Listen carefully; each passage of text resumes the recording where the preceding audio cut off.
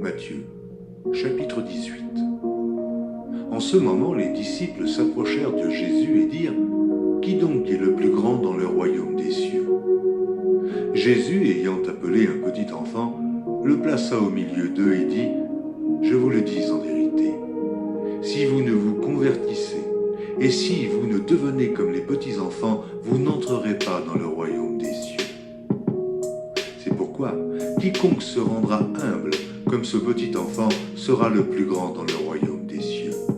Et quiconque reçoit en mon nom un petit enfant comme celui-ci me reçoit moi-même. Mais si quelqu'un scandalisait un de ces petits qui croient en moi, il vaudrait mieux pour lui qu'on suspendît à son cou une meule de moulin et qu'on le jetât au fond de la mer. Malheur au monde à cause des scandales, car il est nécessaire qu'il arrive des scandales. Mais malheur à l'homme par qui le scandale arrive. Si ta main ou ton pied est pour toi une occasion de chute, coupe-les et jette-les loin de toi. Mieux vaut pour toi entrer dans la vie boiteux ou manchot que d'avoir deux pieds, deux mains et d'être jeté dans le feu éternel.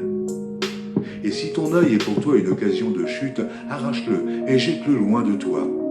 Mieux vaut pour toi entrer dans la vie n'ayant qu'un œil que d'avoir deux yeux et d'être jeté dans le feu de la géhenne. Gardez-vous de mépriser un seul de ces petits, car je vous dis que leurs anges dans les cieux voient continuellement la face de mon Père qui est dans les cieux, car le Fils de l'homme est venu sauver ceux qui étaient perdus. Que vous en semble ? Si un homme a 100 brebis et que l'une d'elles s'égare, ne laisse-t-il pas les 99 autres sur les montagnes pour aller chercher celle qui s'est égarée ? Et s'il la trouve, je vous le dis en vérité, elle lui cause bien plus de joie que les 99 qui ne se sont pas égarés. De même, ce n'est pas la volonté de votre Père qui est dans les cieux qu'il se perde un seul de ses petits. Si ton frère a péché, va et reprends-le entre toi et lui seul. S'il t'écoute, tu as gagné ton frère. Mais s'il ne t'écoute pas, prends avec toi une ou deux personnes afin que toute l'affaire se règle sur la déclaration de 2 ou 3 témoins. S'il refuse de les écouter, dis-le à l'Église.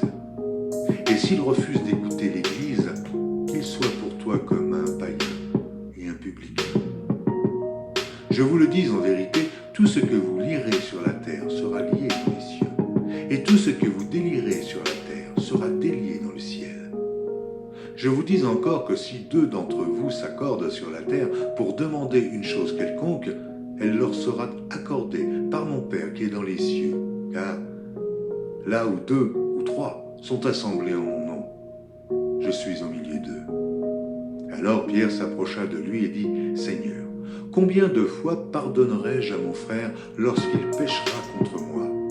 Sera-ce jusqu'à 7 fois ? Jésus lui dit : Je ne te dis pas jusqu'à 7 fois, mais jusqu'à 70 fois 7 fois. C'est pourquoi le royaume des cieux est semblable à un roi qui voulut faire rendre compte à ses serviteurs. Quand il se mit à compter, on lui en amena un qui devait 10 000 talents. Comme il n'avait pas de quoi payer, son maître ordonna qu'il fût vendu, lui, sa femme, ses enfants et tout ce qu'il avait, et que la dette fût acquittée. Le serviteur, se jetant à terre, se prosterna devant lui et lui dit : Seigneur, aie patience envers moi, et je te paierai tout. Ému de compassion, le maître de ce serviteur le laissa aller et lui remit la dette. Après qu'il fut sorti, ce serviteur rencontra un de ses compagnons qui lui devait 100 deniers. Il le saisit et l'étranglait en disant : Paie ce que tu me dois. Son compagnon, se jetant à terre, le suppliait, disant : Aie patience envers moi, et je te paierai. Mais l'autre ne voulut pas, et il alla le jeter en prison, jusqu'à ce qu'il ait payé tout ce qu'il devait. Ses compagnons, ayant vu ce qui était arrivé, furent profondément attristés, et ils allèrent raconter à leur maître tout ce qui s'était passé. Alors le maître fit appeler ce serviteur et lui dit : Méchant serviteur, je t'avais remis en entier ta dette parce que tu m'en avais supplié. Ne devais-tu pas aussi avoir pitié de ton compagnon comme j'ai eu pitié de toi ? Et son maître, irrité, le livra au bourreau jusqu'à ce qu'il eût payé tout ce qu'il devait. Et c'est ainsi que mon Père céleste vous traitera, si chacun de vous ne pardonne à son frère de tout son cœur.